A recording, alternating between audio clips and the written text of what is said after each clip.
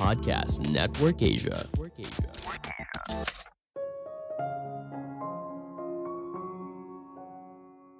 Tim yang hebat jauh lebih penting daripada sebuah ide yang hebat. Halo semuanya, nama saya Michael. Selamat datang di podcast saya, Sikutu Buku. Kali ini saya akan membahas buku Creativity Inc. karya Ed Catmull dan Amy Wallace. Sebelum kita mulai, buat kalian yang mau support podcast ini agar terus berkarya, caranya gampang banget. Kalian cukup klik follow. Dukungan kalian membantu banget supaya kita bisa rutin posting dan bersama-sama belajar di podcast ini. Buku ini membahas rahasia menciptakan perusahaan yang kreatif. Hal apa yang membuat sebuah perusahaan bisa secara konsisten menghasilkan ide yang kreatif. Selama hampir 20 tahun, Pixar telah mendominasi dunia animasi, memproduksi film populer seperti trilogi Toy Story, Monster Inc., Finding Nemo, The Incredibles, Wall-E, Inside Out, dan sebagainya. Kesuksesan ini bisa terjadi berkat budaya perusahaan yang membuat karyawan nyaman menyampaikan ide tanpa memandang apa jabatannya. Saya merangkumnya menjadi 3 hal penting dari buku ini. Pertama, budaya perusahaan yang kreatif. Apakah kamu pernah memberitahu direktur atau manajemen senior soal ide bagaimana cara meningkatkan performa bisnis? Banyak orang mungkin tidak. Mereka mungkin merasa terlalu takut atau menganggap kalau ide mereka tidak begitu penting. Kondisi ini sangat berbahaya bagi perusahaan. Bayangkan jika pemilik bisnis atau pemimpin perusahaan tidak menyadari masalah yang perlu diperbaiki. Maka masalah itu akan tetap ada dan akhirnya malah merugikan perusahaan. Ed memberikan saran agar perusahaan dapat menciptakan sistem umpan balik di mana informasi bisa dibagikan secara bebas dan terbuka tanpa memandang jabatan. Inilah yang dilakukan oleh perusahaan animasi bernama Pixar. Mereka mengadakan Notes Day pada tahun 2013. Saat itu, perusahaan menghentikan semua kegiatan operasional dan seluruh staf menghabiskan hari itu untuk bekerja satu sama lain dalam tim untuk memberikan saran atas masalah yang mereka hadapi. Notes Day sangat berharga bagi perusahaan karena karyawan merasa bebas untuk terlibat dalam dialog terbuka tentang masalah yang mereka hadapi. Artinya, masalah akan diketahui oleh banyak pihak dan dipecahkan bersama. Budaya ini bisa bekerja dengan baik apabila karyawan memiliki rasa kepemilikan terhadap perusahaan. Ini yang dilakukan oleh banyak perusahaan mobil dari Jepang pada tahun 1940-an. Mereka mampu meningkatkan produktivitas dengan sebuah ide sederhana. Setiap karyawan bisa menghentikan produksi jalur perakitan mobil apabila mereka melihat ada masalah. Situasi ini menumbuhkan kebanggaan saat mereka berhasil menyelesaikan masalah sendiri daripada menunggu solusi manajemen. Para pekerja juga merasa kalau pendapat dasar mereka benar-benar dihargai. Sayangnya, mereka sering takut untuk menyuarakan pendapat mereka karena mereka yakin manajemen akan mengabaikannya, atau lebih buruk lagi, memperlakukan mereka dengan buruk. Itulah sebabnya Ed Catmull, salah satu pendiri Pixar, mengunjungi semua karyawannya secara individu untuk mendengar dan bertanya tentang pendapat dan masalah mereka.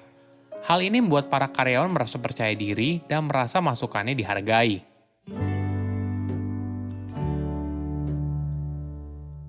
Kedua, tips mendorong kreativitas.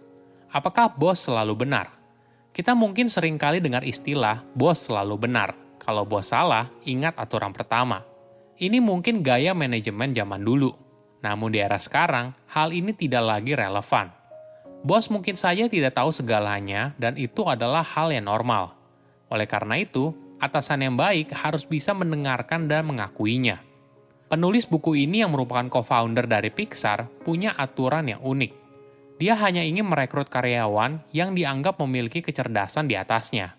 Penulis berargumen, hanya orang di tingkat tersebut mampu menghasilkan ide kreatif tanpa perlu disupervisi terus-menerus.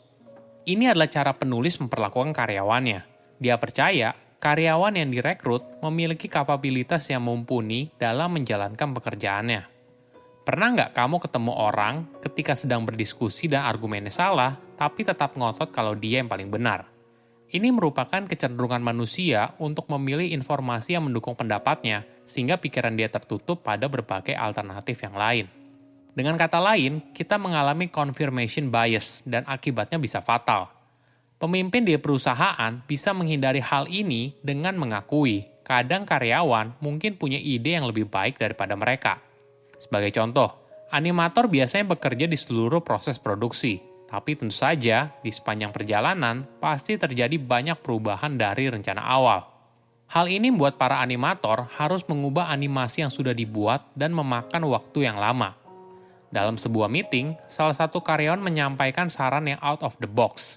Karya animasi tidak lagi dibuat di awal produksi, tapi baru dikerjakan menjelang akhir produksi setelah semua informasinya sudah lebih jelas. Manajemen Pixar lalu mempertimbangkan hal tersebut dan akhirnya metode kerja ini mampu meningkatkan produktivitas. Ada perspektif yang menarik. Manusia biasanya akan termotivasi apabila mereka merasa berkontribusi pada hal besar. Ini yang harus dilakukan pemimpin di perusahaan. Mereka harus menciptakan sebuah tujuan yang besar dan semua karyawan bisa berpartisipasi dalam hal tersebut. Tujuan tersebut bisa saja tidak spesifik, tapi bersifat abstrak.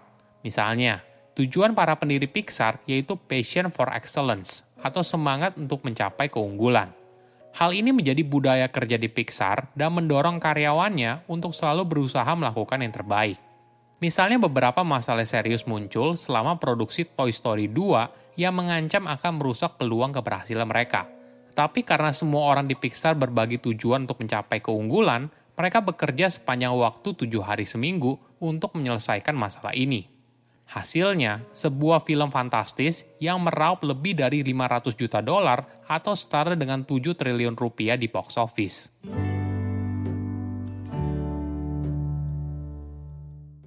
Ketiga, membentuk tim yang kreatif. Banyak orang berpikir bahwa kesuksesan dalam bisnis bergantung pada munculnya ide-ide inovatif sebanyak mungkin.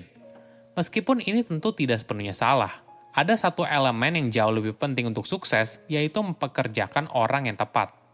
Tim yang hebat lebih penting daripada ide yang bagus. Tidak peduli sebagus apapun idemu, tanpa tim yang tepat, maka ide tersebut tidak akan berhasil.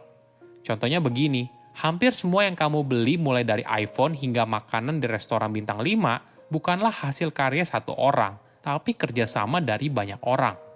Karya tersebut hadir berkat kerjasama sebuah tim. Itulah mengapa menciptakan tim yang sukses bukan hanya tentang mempekerjakan orang yang paling berbakat, tapi juga membentuk tim yang bisa bekerja sama dengan baik. Bagaimana sebuah perusahaan melihat sebuah kegagalan? Apakah sebagai bagian yang tidak terpisahkan dalam menghasilkan karya yang besar, atau kegagalan dianggap sebagai sesuatu yang harus dihindari? Cara pandang dalam melihat kegagalan akan menentukan keberhasilan perusahaan. Di Pixar, ada proses untuk menghadapi kegagalan yang dinamakan iteratif proses. Jadi di tahap ini, Pixar akan menerima kesalahan dan mencoba memperbaiki kesalahan untuk proyek ke depannya. Pixar memberikan karyawan lebih banyak waktu untuk eksplorasi dan perbaikan selama fase pengembangan pembuatan film. Poin lain yang menarik yaitu kesalahan yang dibuat tidak dibebankan pada satu orang. Ketika ada kesalahan yang dibuat, tanggung jawab itu tidak hanya berada di pundak satu orang, tapi merupakan kesalahan satu tim. Cara ini yang membuat tim tersebut jadi ikut punya tanggung jawab dan termotivasi untuk mengatasi masalah. Berikan ide yang baik kepada tim yang buruk, maka mereka akan mengacaukannya. Tapi berikan ide buruk kepada tim yang baik, maka entah mereka memperbaikinya atau kembali dengan ide yang lebih baik. Saya undur diri, jangan lupa follow podcast Sikutu Buku. Bye-bye. Pandangan dan opini yang disampaikan oleh kreator podcast, host, dan tamu tidak mencerminkan kebijakan resmi dan bagian dari Podcast Network Asia. Setiap konten yang disampaikan mereka di dalam podcast adalah opini mereka sendiri dan tidak bermaksud untuk merugikan agama, grup etnik, perkumpulan, organisasi, perusahaan, perorangan, atau siapapun dan apapun.